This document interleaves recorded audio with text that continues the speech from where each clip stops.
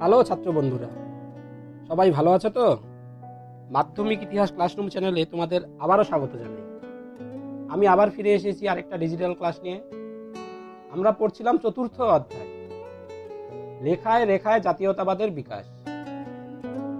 কিছু সাহিত্যের মতো কিছু রেখা অর্থাৎ কিছু ছবিও ভারতের জাতীয়তাবোধ বিকাশে গুরুত্বপূর্ণ ভূমিকা নিয়েছিল।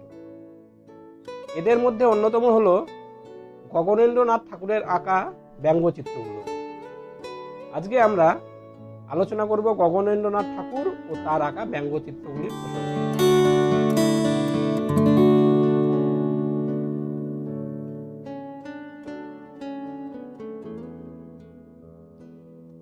রবীন্দ্রনাথ ঠাকুরের কাকাতো ভাই গিরীন্দ্রনাথ ঠাকুর, তার বড় ছেলে হলেন গগনেন্দ্রনাথ ঠাকুর।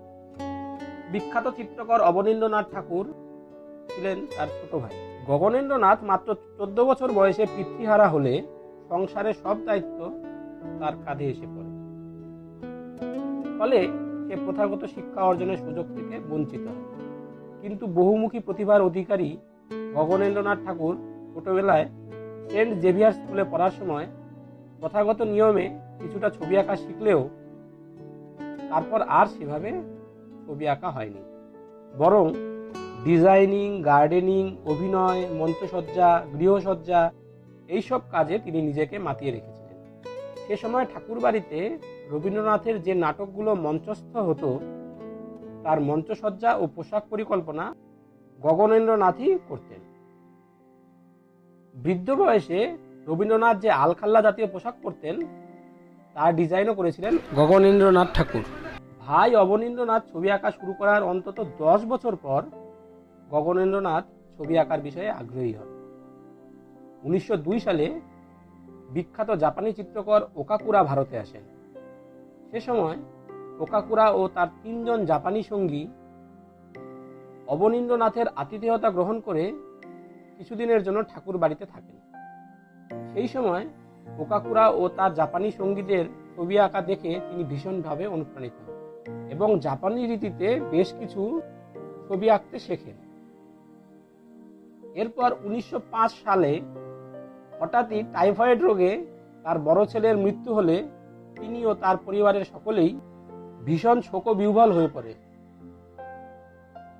এই সময়ে শোকার্ত পরিবারের মনোরঞ্জনের জন্য প্রতিদিন সন্ধ্যায় ঠাকুর বাড়িতে কথকথা কীর্তনের আসর বসত। বিষণ্ণ গগনেন্দ্রনাথ এই সময় নিজেকে কথক বা কীর্তনিয়ার ছবি আঁকায় ব্যস্ত রাখতেন। এই সময় থেকেই তার নিয়মিত ছবি আঁকা শুরু হয়। এরপর তিনি জাপানি রং তুলি ব্যবহার করে কয়েকটি বিষণ্ণ কাকের ছবি এঁকে নিজের অন্তরের বিষণ্ণতাকেই ব্যক্ত করেছিলেন। তবে অল্প দিনের মধ্যেই গগনেন্দ্রনাথ স্বাভাবিকতাবাদী আঙ্গিকের মধ্যে রহস্যের মায়াজাল বিস্তার করে দৃশ্যমান বাস্তবকে ফুটিয়ে তুলে একাধিক ছবি আঁকতে থাকেন। এই সময় রবি কাকার অনুরোধে তার আত্মজীবনীমূলক গ্রন্থ জীবন স্মৃতির জন্য ছবি আঁকেন গগনেন্দ্রনাথ ঠাকুর। তবে 1907 সালে মার্কিন রসসাহিত্যিক মার্ক টোয়েন ভারতে এলে গগনেন্দ্রনাথ তার রম্য রচনায় প্রভাবিত হন। তিনিও সমাজ, রাজনীতি, ধর্মের নানান ত্রুটি বিচ্যুতিকে কটাক্ষ করে ব্যঙ্গচিত্র আঁকতে শুরু করেন। আজকে আমাদের আলোচনার ফোকাস থাকবে গগনেন্দ্রনাথ ঠাকুরের আঁকা সেই সব ব্যঙ্গচিত্রের দিকে।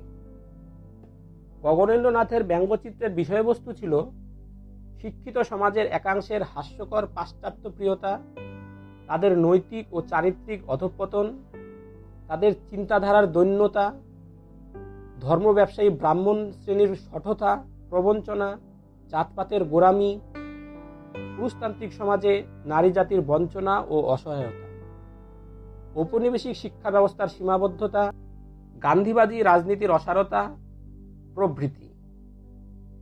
তিনি তৎকালীন সমাজ ব্যবস্থার বিভিন্ন দিকগুলি তীক্ষ্ণ ব্যঙ্গরসাত্মক ভঙ্গিতে তার ছবিতে ফুটিয়ে তুলেছেন। তৎকালীন সময়ে জনপ্রিয় প্রবাসী ও মডার্ন রিভিউ পত্রিকার সম্পাদক রামানন্দ চট্টোপাধ্যায় ছিলেন গগনেন্দ্রনাথের ব্যঙ্গচিত্রের অন্যতম পৃষ্ঠপোষক। রামানন্দ চট্টোপাধ্যায়ের পৃষ্ঠপোষকতায় অবনীন্দ্রনাথের ব্যঙ্গচিত্রগুলি নিয়মিত প্রবাসী ও মডার্ন রিভিউ পত্রিকায় প্রকাশিত হতে থাকে। এছাড়াও ভারতী, বঙ্গবাসী, বার্ষিক বসুমতী প্রভৃতি পত্রিকাতেও তার একাধিক ব্যঙ্গচিত্র প্রকাশিত হয়েছে। পরবর্তীতে অবনীন্দ্রনাথের ব্যঙ্গচিত্রগুলি 3টি সংকলনে প্রকাশিত হয়েছিল। এগুলো হলো 1915 সালে প্রকাশিত অদ্ভুত লোক, 1917 সালে প্রকাশিত বিরূপ বস্ত্র এবং 1921 সালে প্রকাশিত নয়া হুল্লোড়। চলো এখন আমরা একে একে গগনেন্দ্রনাথের কতগুলি মজার ছবি দেখে নিই। ছবিগুলোকে কয়েকটি ক্যাটাগরিতে ভাগ করে আমরা আলোচনা করব। প্রথমেই বাঙালির পাশ্চাত্য প্রিয়তাকে ব্যঙ্গ করে আঁকা কিছু ছবি দেখে নেওয়া যাক। প্রথমেই আসছি এই ছবিটিতে। ছবিটির নাম হাইব্রিড বাঙালি বা শঙ্কর বাঙালি। আমরা ছবিতে এমন একজনকে দেখতে পাচ্ছি যে পোশাকে আশাকে অর্ধেক বাঙালি অর্ধেক সাহেব। সে দাঁড়িয়ে আছে একটি চীনামাটির কাপের উপরে। শিল্পী বোঝাতে চেয়েছেন বাঙালিয়ানা ও সাহেবিয়ানার এই অদ্ভুত সংমিশ্রণ বাঙালি জাতিকে এক ভঙ্গুর ভিত্তির উপর এনে দাঁড় করিয়েছে। পরের ছবিটির নাম ফাইন্ড দ্য ইন্ডিয়ান। এখানে দেখা যাচ্ছে কিছু ভারতীয় সাহেবী পোশাক পরে একটি সাহেবী ক্লাবের সামনে সাহেবদের ভিড়ে মিশে আছে, কিন্তু ওই ভারতীয়দের আর ভারতীয় বলে চেনাই যাচ্ছে না। আসলে ভারতীয়রা তাদের সদাত্ম বোধই হারিয়ে ফেলছে। বাঙালির এই পোশাকই সাহেব সাজার তীক্ষ্ণ সমালোচনা করে তিনি আরো অনেক কার্টুন এঁকেছেন। যেমন এই ছবিটিতে দেখা যাচ্ছে এক বাঙালি বাবু নিজের আভিজাত্য প্রদর্শন করতে ট্রেনের ফার্স্ট ক্লাস কামরায় উঠে বসেছেন, আর সাহেব টিকিট কালেক্টরের সামনে নিজেকে সাহেব হিসাবে পরিচয় দিতে তড়িঘড়ি ধুতির ওপরেই প্যান্ট পরার চেষ্টা করছেন। আবার দেখো এই বাবুমশাই সাহেবী পোশাক পরে স্টেশনে এসেছেন, কিন্তু তবুও পেছনের ওই স্টেশন মাস্টার তাকে সাহেব না বলে বাবুই বলছে। অগত্যা প্রচন্ড গরমে, রাগে, অপমানে তার গলদঘর্ম অবস্থা। ছবিটির ক্যাপশনে লেখা হয়েছে সর্বাঙ্গে অশ্রুপাত। এই ছবিটির নাম উচ্চ পরিবর্তন। এখানে একজন উকিল শিক্ষার দম্ভে, পেশাগত আভিজাত্যে সাহেবী পোশাক পরে নিজেকে সাহেব বলে ভাবতে শুরু করেছে, কিন্তু তার এই পরানুকরণ যে কতটা হাস্যকর তা বোঝাতে শিল্পী সেই উকিলের মুখটা কাকের মতন করে দিয়েছে। এ যেন এক কাকের উচ্চ পরিবর্তন করে ময়ূর সাজার ব্যর্থ প্রচেষ্টা। এই ছবিতে দেখা যাচ্ছে এক বাঙালি রমণী নিজের আভিজাত্য প্রমাণ করতে বিদেশি জুতা মোজা পরে এক সাহেবের সাথে পাশ্চাত্য নৃত্য করছে, কিন্তু তার ঘোমটা দেওয়া শাড়ি প্রমাণ করছে সে তার বাঙালিয়ানা ত্যাগ করে মেম হয়ে উঠতে পারেনি, বরং সে নিজেকে সকলের হাসির পাত্রে পরিণত করেছে। এই ছবিটিতে গগনেন্দ্রনাথ দেখিয়েছেন বাঙালি কিভাবে তার স্বাদের হুকা ছেড়ে সাহেবদের মতন চুরুট খাওয়া রপ্ত করছে, কিন্তু একদা পরিশ্রমী বাঙালি অতিরিক্ত বিলাসপ্রিয় হয়ে পড়ায় তার চেহারাটা গোল বেগুনের মতন হয়ে পড়ে। প্রণাম বিভ্রাট শিরোনামের এই ছবিতে দেখা যাচ্ছে সাহেবী পোশাকে দুই বাঙালি মন্দিরে গেছে।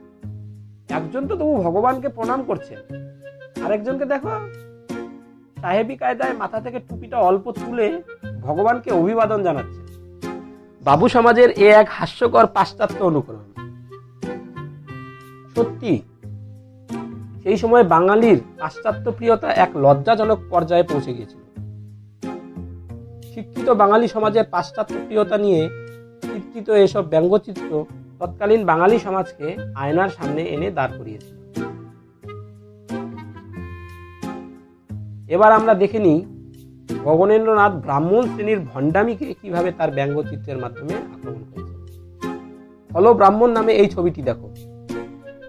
এতে দেখা যাচ্ছে ব্রাহ্মণ তার চারিত্রিক সুচিতা, নিরামিষ আহার, ধর্মচর্চা ভুলে গিয়ে নির্দ্বিধায় আমিষ ভক্ষণ করছে। তার পাশেই রাখা আছে মদের বোতল, যার গায়ে লেখা কালস্বরী। তার কাঁধে বসে আছে এক রক্ষিতা নারী, যে কিনা ব্রাহ্মণের বেদ পুঁথিকে জানালা দিয়ে ছুঁড়ে ফেলছে। ব্রাহ্মণ সমাজের এই কদর্য রূপ তুলে ধরতে ছবিটিতে ব্রাহ্মণের মুখ ও নখ আঁকা হয়েছে রাক্ষসের মতন করে। ছবির নাম শান্তিজল। এখানে দেখা যাচ্ছে অর্থলোভী ব্রাহ্মণ টাকার থলির বিনিময়ে সকলকে শান্তিজল। যে ব্রাহ্মণ সমাজ জনসমক্ষে কঠোর রক্ষণশীলতা সুচিতার কথা বলে, সেই ব্রাহ্মণ সমাজই লোকচক্ষুর অন্তরালে কিভাবে নিষিদ্ধ মদ মাংস ভক্ষণ করছে তার বাস্তব চিত্রটি এখানে তুলে ধরে ব্রাহ্মণ সমাজের ভণ্ডামিকে তীব্র আক্রমণ করেছে। অন্তরালে যৎকিঞ্চিৎ ছবিটিতেও একই রকম ভাবে দেখানো হয়েছে সমাজের সম্মানিত দেশীয় রাজা, জমিদার, ব্রাহ্মণ কিভাবে লোকচক্ষুর আড়ালে হোটেলের বন্ধ ঘরে মদ মাংস খাচ্ছে। ঔপনিবেশিক আমলে অস্পৃশ্যতা, জাতিভেদ প্রথার কুপ্রভাব রক্ষণশীল ভারতীয় সমাজকে আষ্টেপৃষ্ঠে বেঁধে রেখেছে। গগন ঠাকুর এই ধর্মীয় সংকীর্ণতা, রক্ষণশীলতাকে তীব্রভাবে আক্রমণ করে আঁকেন জাতাসুর। ছবিটিতে দেখা যাচ্ছে এক ব্রাহ্মণ সমাজরূপী এক প্রকাণ্ড জাতার উপর বসে পূজা অর্চনা করছে, আর তার কাঁধে হাত রেখে অশুভ শক্তির প্রতীক এক কঙ্কাল জাতা ঘোরাচ্ছে, আর তাতে পিষ্ট হচ্ছে অসংখ্য নিম্ন বর্ণের মানুষ। অর্থাৎ উচ্চ বর্ণের ব্রাহ্মণ শ্রেণী ও শাসক শ্রেণী পরস্পরের হাতে হাত মিলিয়ে ধর্মের দোহাই দিয়ে সমাজ চালাচ্ছে, আর তাতে নিম্ন বর্ণের মানুষের জীবন দুঃখ কষ্টের জেরবার হয়ে পড়ছে। একই রকম ভাবনা নিয়ে আচার্য প্রফুল্লচন্দ্র রায়ের একটি ব্যঙ্গচিত্র আঁকেন। প্রফুল্লচন্দ্র রায় সে সময় তার বেঙ্গল কেমিক্যালে এক বিশেষ কালি তৈরি করেন। অবশ্য সে কালি জলে ধুয়ে যেত, কিন্তু এই ছবিতে দেখা যাচ্ছে প্রফুল্লচন্দ্র শত চেষ্টা করেও একটি বই থেকে জাতপাতের কালি ধুয়ে ফেলতে পারছেন। বইটির উপরে তিনি লিখে দিয়েছেন ইন্ডিয়ান ইঙ্ক। এবার দেখো বাঙালির হুজুগকে কিভাবে তিনি ব্যঙ্গ করেছেন। 1911 সালে মোহনবাগান ইংরেজ দলকে হারিয়ে আইএফএ শিল্ড জিতেছিল, আর তাতে বাঙালি জাতির মধ্যে জন্ম নিয়েছিল এক হাস্যকর ফুটবল হুজুগ। সেই হুজুগে সামিল হয়ে গগনেন্দ্রনাথও একদিন ফুটবল খেলা দেখতে মাঠে যান, কিন্তু হায়, প্রচন্ড বৃষ্টি হওয়ায় সেদিন মাঠে আর খেলোয়াড়রা আসতেই পারেননি। তবে ছাতা মাথায় দর্শকরা দলে দলে ভিড় করেছিল মাঠে। তার এই অভিজ্ঞতাকে ব্যঙ্গাত্মক রূপ দিতে তিনি এই ছবিটি আঁকেন, আর ক্যাপশনে লিখে দেন, যেদিকে তাকাই ছাতা আর ছাতা, বল কই, গোলপোস্ট কই। গগনেন্দ্রনাথ তার ব্যঙ্গচিত্রে পুরুষতান্ত্রিক সমাজে নারী জাতির অমর্যাদা, অসহায়তার বাস্তব চিত্রটি তুলে ধরেছেন। এই ছবিটি দেখো, ছবির নাম নির্জলা একাদশী। এই ছবিতে দেখা যাচ্ছে দেওয়ালের একপাশে বাড়ির কর্তা এত পরিমাণ চর্বচস্য খেয়েছেন যে বাড়ির বেড়ালটিও তার উচ্ছিষ্ট খেয়ে শেষ করতে পারছে না। অন্যদিকে দেওয়ালের অন্য পাশে বাড়ির বিধবা রমণী নির্জলা উপবাস করছে, প্রচন্ড তৃষ্ণার্ত দৃষ্টিতে শিবের মাথায় পড়া জলের দিকে তাকিয়ে আছে। রক্ষণশীল সমাজ ধর্ম আর অনুশাসনের নামে নারী জাতির উপর চাপিয়ে দিয়েছেন এই অন্যায় অত্যাচার।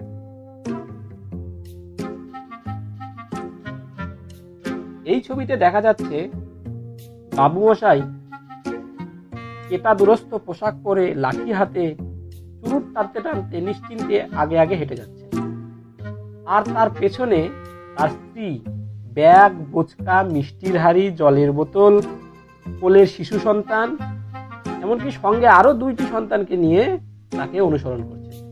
ছবির নিচে আবার লেখা আছে পথে নারী বিবর্জিতা, অর্থাৎ পুরুষটির মনের ভাবটা যেন এইরকমই, কিন্তু বাস্তব হচ্ছে নারীটি সবকিছু সামলে দিচ্ছেন বলেই বাবুমশাই চুরুট ফুঁকতে ফুঁকতে নিশ্চিন্তে যেতে পারছে। এই ছবির নাম প্রতীক্ষা। এতে দেখা যাচ্ছে ঘরের স্ত্রী পিঠে পুলি বানিয়ে স্বামীর জন্য অপেক্ষা করছে, কিন্তু বাইরে দেখো স্বামী সদ্য পতিতালয় থেকে বেরিয়ে আসছে। একদিকে পুরুষ শ্রেণীর যেমন চারিত্রিক স্খলন দেখতে পাচ্ছি, অন্যদিকে দেখতে পাচ্ছি নারীরা সংসারের জন্য সর্বস্ব দিয়েও প্রাপ্য সম্মান থেকে বঞ্চিত।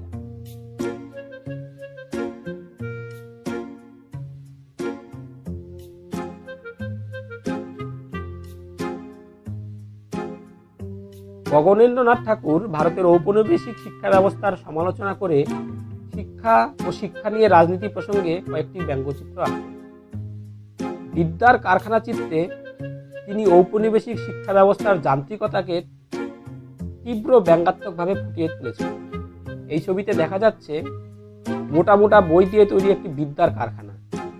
এই কারখানার চিমনি দিয়ে গল গল করে ধোঁয়া বেরোচ্ছে। কারখানার ঢোকার দরজার ঠিক উপরে একটি বড় ঘড়ি, অর্থাৎ এই কারখানা প্রতিদিন নিয়ম মেনে নির্দিষ্ট সময়ে শুরু হয়, নির্দিষ্ট সময়ে বন্ধ হয়। কারখানার সামনের দিকে দুটি গম্বুজে দাঁড়িয়ে দুইজন সবকিছু তদারকি করছেন। এরা দুইজন যেন শিক্ষকের প্রতিরূপ। কারখানা থেকে বেরোবার পথের পাশে একটি গম্বুজে বসানো রয়েছে একটি টোপর। টোপরের নিচে আঁকা চাঁদ ও তারা, তার গায়ে লেখা বিএ। এর দুটি অর্থ, ব্যাচেলর অফ আর্টস বা গ্র্যাজুয়েট, অথবা বিএ বা বিবাহ। অর্থাৎ কারখানা থেকে বের হওয়া এই গ্র্যাজুয়েট ছাত্ররা নিজের পায়ে দাঁড়াতে না পারলেও বিয়ের বাজারে দামি পাত্র হিসাবে বিবেচিত হবেন। এই ছবিটি প্রকাশিত হওয়ার পর সেই সময়কার নামকরা পত্রিকা ভারতীতে এই ছবি প্রসঙ্গে লেখা হয়, বিশ্ববিদ্যালয়ের সিংহদ্বার খোলা, দলে দলে বলিষ্ঠ ও স্বাস্থ্য সুন্দর যুবক ছাত্র ভিতরে ঢুকিতেছে। তাহারাই বঙ্গের ভবিষ্যৎ, আশা ভরসা। ভিতরে বিদ্যার বিরাট কারখানা, উপরে কর্তৃপক্ষ পাহারায় নিযুক্ত। চিমনি দিয়া ধূম বাহির হইতেছে, প্রকাণ্ড যন্ত্র পুরোদমে চলিতেছে, এবং তাহারই কঠোর চাপে আষ্টে পৃষ্ঠে থেতলাইয়া বাঙালির ভবিষ্যৎ শিবরাত্রির সলতেরা যখন বাহির হইয়া আসিতেছে, তখন তাহাদের আর সেই জোরালো গড়ন ও সুশ্রীর চেহারা নাই। তাহাদের কাহারও দেহে ধুতি চাদর, বোধহয় কেরানি, কাহারও পরনে চোগা চাপকান সামলা, নিশ্চয় উকিল, কেহ হাত পা ছড়াইয়া পপাত ধরণী তলে, সম্ভবত পঞ্চত্ব প্রাপ্ত। অসহযোগ আন্দোলনের সময় গান্ধীজির ডাকে দলে দলে ভারতীয়রা সরকারি অফিস কাচারি আইনসভা ত্যাগ করলে চিত্তরঞ্জন দাস বাংলার ছাত্রদের স্কুল কলেজ ত্যাগ করার আহ্বান জানান। তার এই আহ্বানে দলে দলে ছাত্ররা স্কুল কলেজ ত্যাগ করতে শুরু করে। কিন্তু গগনেন্দ্রনাথ শিক্ষা নিয়ে এই রাজনীতির সমালোচনা করে আঁকেন বিশ্ববিদ্যালয়ে অগ্নিযোগ। এই ছবিতে দেখা যাচ্ছে চুরুট মুখে নিয়ে চিত্তরঞ্জন দাস এক ছাত্রের হাতে জ্বলন্ত দেশলাই কাঠি তুলে দিয়েছেন এবং তাকে পাঠ্যপুস্তকে আগুন লাগাতে বলছেন, যেন সেই আগুনেই তিনি তার চুরুটটি জ্বালবেন। এই ছবির বক্তব্য, ছাত্রদের যেন রাজনীতির স্বার্থে ব্যবহার করা হচ্ছে এবং তাতে ছাত্রের ভবিষ্যৎ ভস্মীভূত হয়ে যাচ্ছে। আবার এই সময়ে কলকাতা বিশ্ববিদ্যালয়ের উপাচার্য আশুতোষ মুখোপাধ্যায় ছিলেন চিত্তরঞ্জনের এই মতের বিরোধী। তার মতে ছাত্রদের রাজনীতি থেকে দূরে রাখাই ভালো। কলেজ আর বিশ্ববিদ্যালয়ের ছাত্রদের ফিরিয়ে আনতে স্যার আশুতোষ মুখোপাধ্যায় ছাত্রদের উদ্দেশ্যে এক বক্তৃতায় বলেন, যদি তোমরা সকলে বিশ্ববিদ্যালয় ত্যাগ করিয়া যাও, যদি শিক্ষকেরা সকলে এ বিশ্ব মন্দির ত্যাগ করে, আমি হতোদ্যম হইব না। একাকী এই বিশ্ববিদ্যালয় রক্ষা করিব, একাকী এই মন্দিরে বাংলার ভবিষ্যৎ বংশের জন্য অপেক্ষা করিব। আশুতোষের এই মানসিকতাকে তিনি আরেকটি ব্যঙ্গচিত্রে ফুটিয়ে তুলেছেন। ছবিটির নাম দিয়েছেন বিশ্ববিদ্যালয়ে জলযোগ। স্যার আশুতোষ মুখোপাধ্যায় দমকল কর্মীর পোশাকে কংগ্রেসি নেতাদের প্রতীক এই দেশলাই বাক্সগুলিকে ভিজিয়ে দিচ্ছেন। তার দমকলের পাইপটি লাগানো আছে ভীমনাগের মিষ্টির হাঁড়িতে, আর পাইপের জল বেরোচ্ছে আমের মধ্য দিয়ে। আসলে আশুতোষ মুখোপাধ্যায়ের আম ও ভীমনাগের মিষ্টির প্রতি দুর্বলতার কথা সে সময় সকলের মুখে মুখে ফিরত। গগনেন্দ্রনাথ ব্রিটিশ শাসনের কদর্য রূপটি আক্রমণ করেও একাধিক ব্যঙ্গচিত্র এঁকেছিলেন। বঙ্গভঙ্গের পর ব্যামফিল্ড ফুলার নবগঠিত পূর্ববঙ্গ ও আসামের লেফটেন্যান্ট গভর্নর নিযুক্ত হন। নবপদে নিযুক্ত হয়েই তিনি কঠোর হাতে বাংলার স্বদেশী আন্দোলন ও বিপ্লবী আন্দোলন দমন করতে উদ্যোগী হন। বহু বিপ্লবীকে হত্যা করেন, জেলবন্দি করেন। ফুলারের এই অত্যাচারী রূপটিকে কটাক্ষ করে তিনি এই ছবিটি আঁকেন। এই ছবিতে দেখা যাচ্ছে ফুলার সাহেব এক লম্বা চাবুক হাতে নিয়ে চিৎকার করছেন, আর সাধারণ মানুষ ভয় পেয়ে দৌড়ে পালাচ্ছে। ব্যঙ্গ রস ফুটিয়ে তুলতে এই ছবির নাম দিয়েছেন প্রচন্ড মমতা। গগনেন্দ্রনাথ পরাধীন ভারতে কংগ্রেস দলের আপোসকামী বা নরমপন্থী নীতির সমালোচক ছিলেন। তিনি তার ব্যঙ্গচিত্রের মাধ্যমে কংগ্রেসের এই আপোসকামী নীতির তীক্ষ্ণ সমালোচনা করেছেন।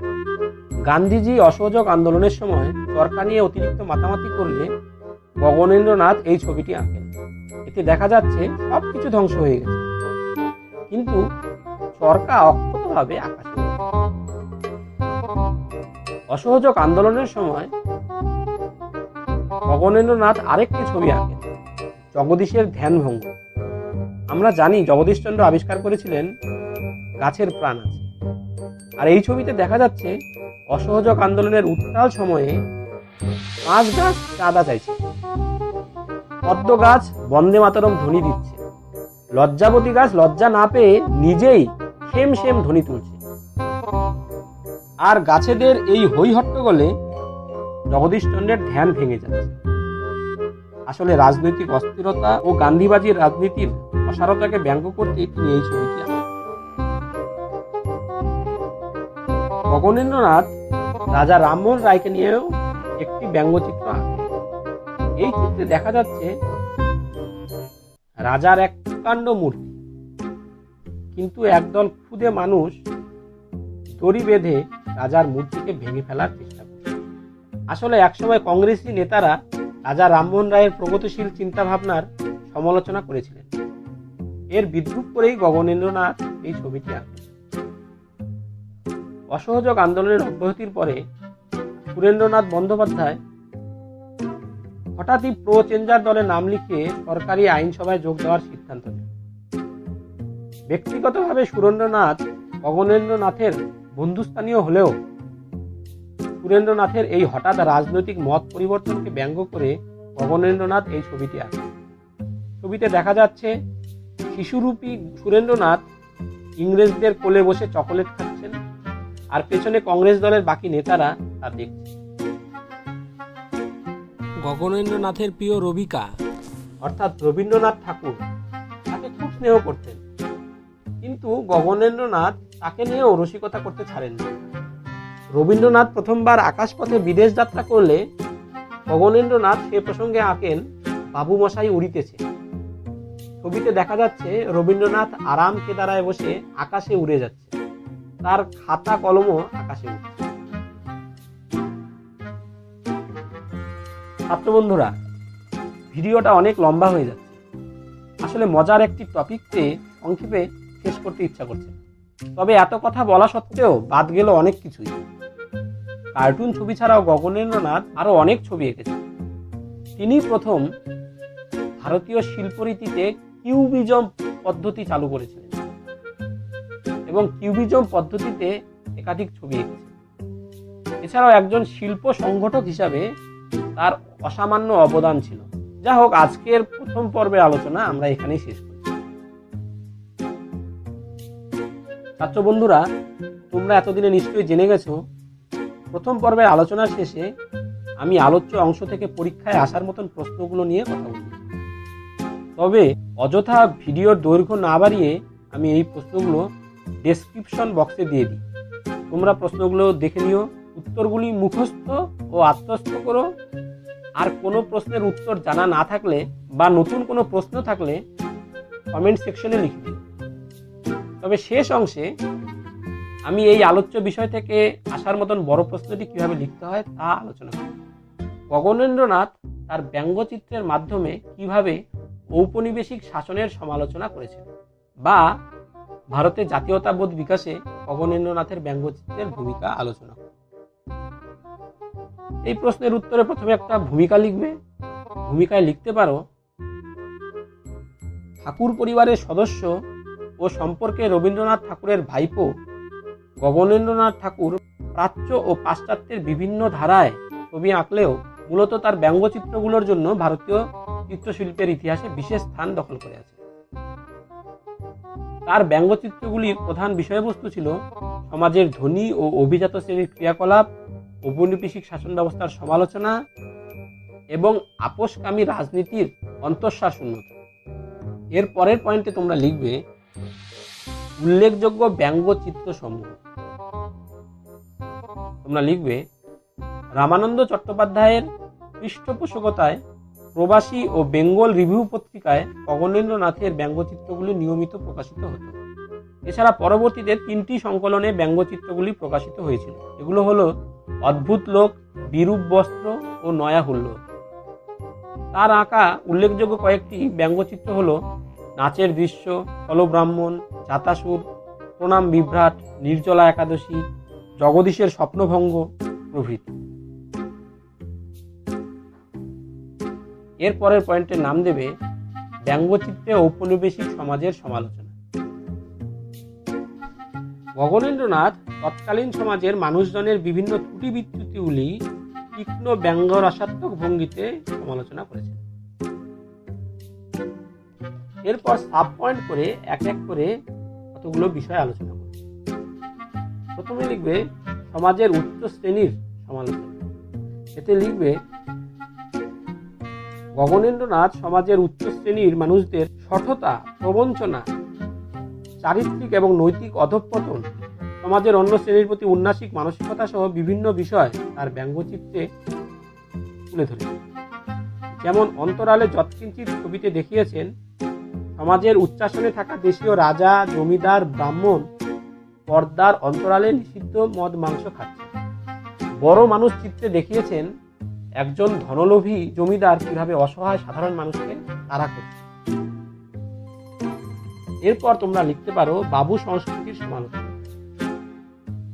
ঔপনিবেশিক সমাজে শিক্ষিত বাবু সম্প্রদায়ের নৈতিক স্খলন, শিক্ষার দম্ভ, চিন্তার দৈন্যতা প্রভৃতির সমালোচনা করে তিনি একাধিক ব্যঙ্গচিত্র আঁকেন।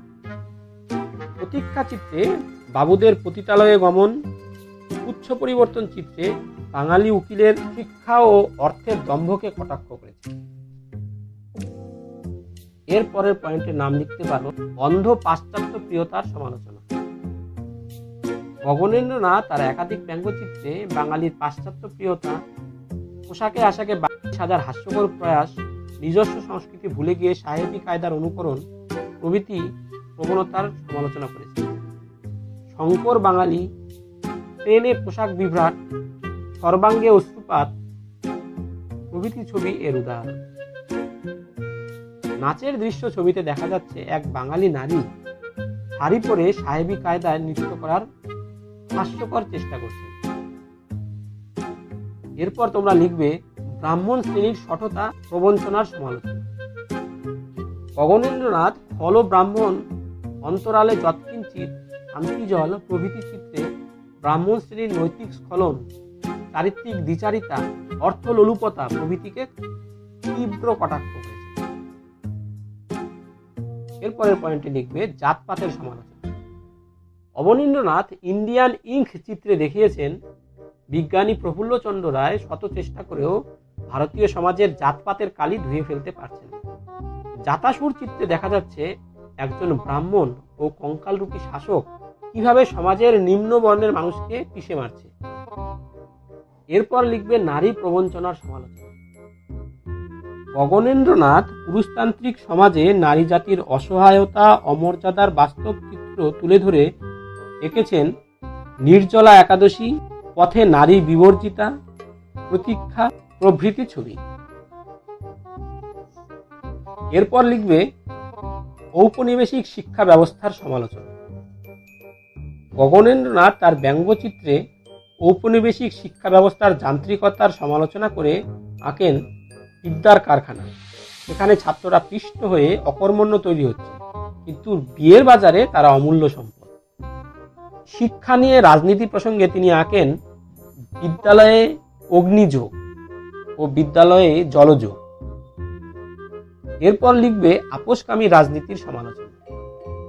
গগনেন্দ্রনাথ গান্ধীজির আপোষকামী রাজনীতি, চরকা নিয়ে অতিরিক্ত মাতামাতি, জাতীয় নেতাদের পদের লোভ প্রভৃতি বিষয়ে সমালোচনা করে একাধিক ব্যঙ্গচিত্র আঁকেন।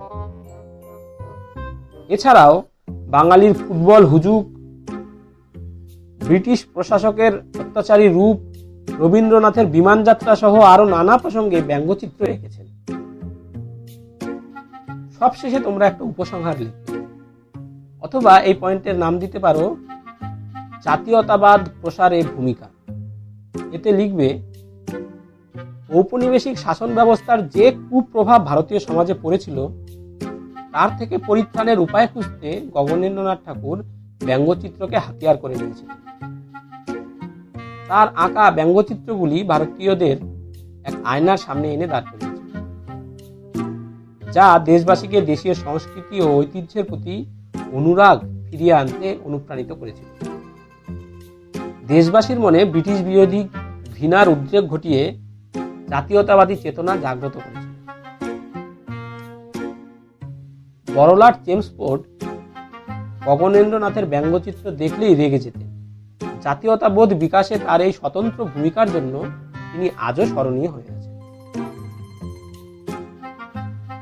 তাহলে আজকের আলোচনা এখানেই শেষ। তবে সবশেষে আবার বলবো, এই ডিজিটাল ক্লাসরুমের নিয়মিত ছাত্র হতে চাইলে অবশ্যই চ্যানেলটি সাবস্ক্রাইব করবে, বেল বাটনে ক্লিক করবে আর নিয়মিত আপডেট ফলো করবে।